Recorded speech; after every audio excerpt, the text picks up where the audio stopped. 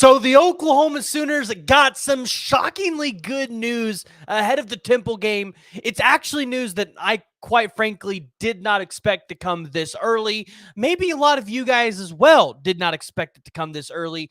And that is the news that Andrel Anthony is going to be returning to the lineup for the Oklahoma Sooners and their first game out. And there's a lot of ways that you could look at this, but it also comes with the news that there's going to be a star wide receiver that will not be playing. So let's jump into it. Let's discuss it a little bit. So as always, join the discussion.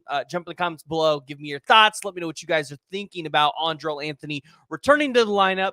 Additionally, I'm trying to get to 13,000 subscribers before Friday, before Oklahoma kicks off.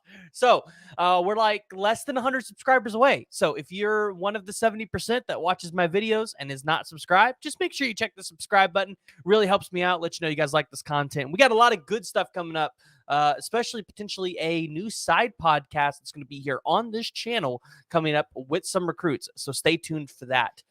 But we got to talk about Andrel Anthony because last year he was Oklahoma's leading wide receiver going into Texas. And this was a guy that when he came in from Michigan, he was a really high upside guy, but you didn't think, oh, like he's going to be one of our best wide receivers or even a number one wide receiver, right? I think a lot of people thought he'd be, number 3, number 4 on the depth chart, but he's quickly got up to the number 1 spot. And just 3 receptions in that first game against Arkansas State.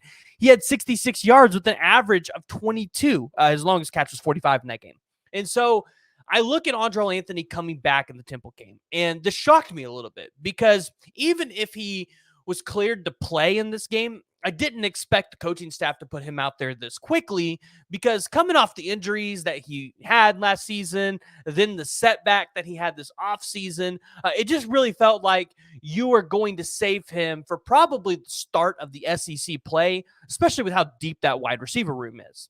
Now, that does beg to the question, though, with how deep your wide receiver room is, are you going to play more freshmen in this game? And, is Andrel Anthony, just like the Arkansas State game, going to only probably get a few targets and receptions before you pull him out, right?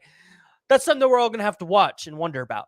But this also came with the news from Brent Venables this past weekend, and I believe I saw George Stoya tweeted out as well that Nic Anderson is going to be held out of this game, and that's probably not something we need to be too concerned about because we were talking about it with Jay and Coop last night on their podcast, which is if this was a game like Tennessee or Auburn where you would have needed Nic Anderson to play, he probably could play because Brent Venables has made the distinction this offseason of making sure everybody knows the difference between being injured and just banged up or hurt, right?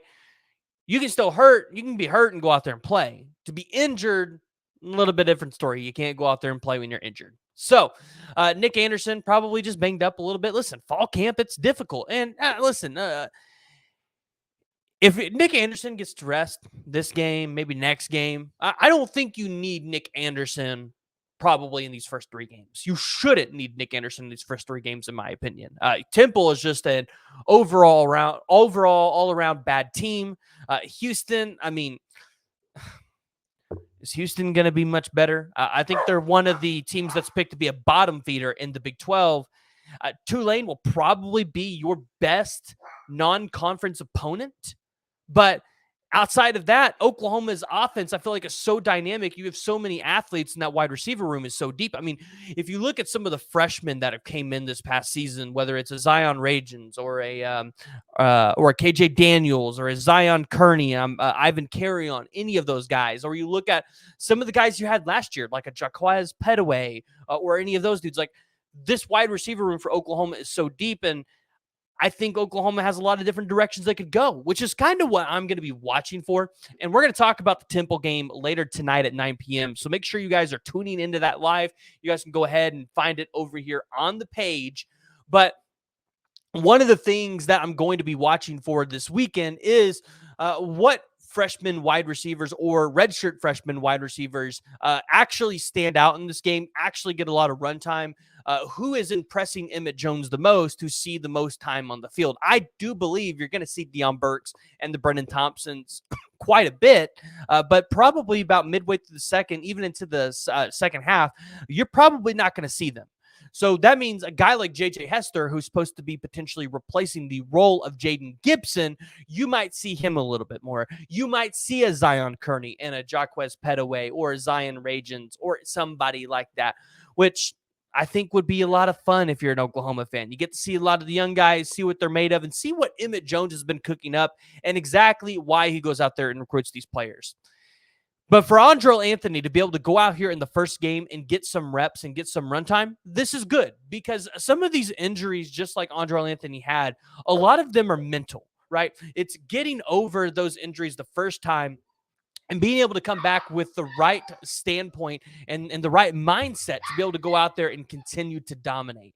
So you look at Andrel Anthony be able to come back. It's shocking news way earlier than I think. Way earlier than I expected. Maybe a little bit earlier than what you expected. But Nic Anderson being out, you know what? If you're an Oklahoma fan, I wouldn't worry too much. We'll see what his status is for the Houston game. If he's back then if you're an Oklahoma fan, you see this as an absolute win. Maybe you're just keeping out so he doesn't get hurt. He doesn't need to necessarily play that game against Temple. We already know he would have racked up the yards anyways. So if you're an Oklahoma fan, I want to hear from y'all. Make sure you are joining the discussion, jumping down in the comments below. I want to hear what true freshman or even a redshirt freshman wide receiver you want to see get the most touches in this game. We ran this poll a couple weeks back asking you which wide receiver overall was going to get the most touches, and it seemed like Deion Burks was the fan favorite. We're going to switch it up. We're going to ask redshirt or true freshman. Which one do you want to see get the most targets or even the most reception in this game? If you guys have not already and you guys have made it this far, make sure you guys are joining the discussion, jumping down in the comments below. Hey, until next time, Boomer.